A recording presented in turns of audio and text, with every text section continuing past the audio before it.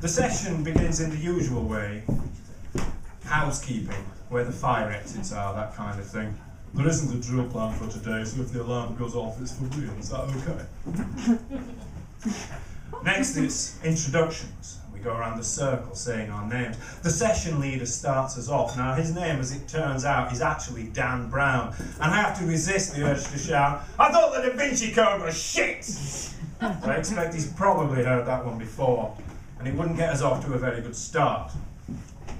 And as we fill in our questionnaires, Dan asks us what we understand by CBT.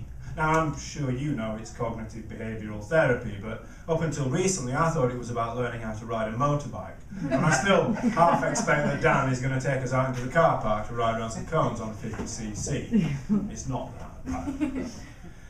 Dan explains to us that depression is actually the most common complaint seen by a GP. That 1 in 4 people will be treated for a mental health issue in any given year. That 1 in 5 people will be affected by depression at any one time. And that 1 in 10 people will be affected by depression at some point in their lives.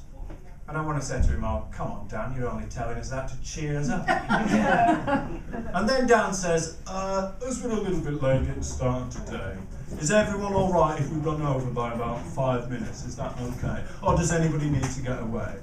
And I say, no, Dan, we're a bunch of chronic depressives in a group therapy workshop at 1:30 on a Wednesday afternoon. We're unemployed, unmotivated, and socially isolated. Not one of us would be here if we had anything better to do. Gary over there on the comfy chair has just chosen to share with us all that he often sits at home and stares at the wall for hours on end. And judging from the understanding nods around the room, it's a passion shared by everybody in the group. It's one of my favourite hobbies. In fact, I'm thinking of inviting everybody back to my place afterwards to see if we can make some kind of a game of it. Because I've been doing it for years, and I tell you what, I'm fucking ace at it. But unfortunately, Dan, I have to get on the next plane back to Switzerland before my colleagues at CERN notice that I'm gone. Because if I take my eye off the Large Hadron Collider for too long, there's going to be a fucking big hole where the Alps used to be. Other than that, I don't have any pressing commitments for today. And by the way, Dan, Angels and Demons was bollocks as well.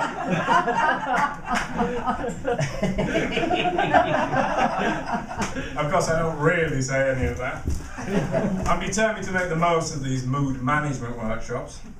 So I sit tight and I keep quiet while Dan explains the need to us to keep a mood diary of the course of the following week. And then sooner or later it's over and I go home, where I sit and stare at the walls for hours on end. Thank you very much.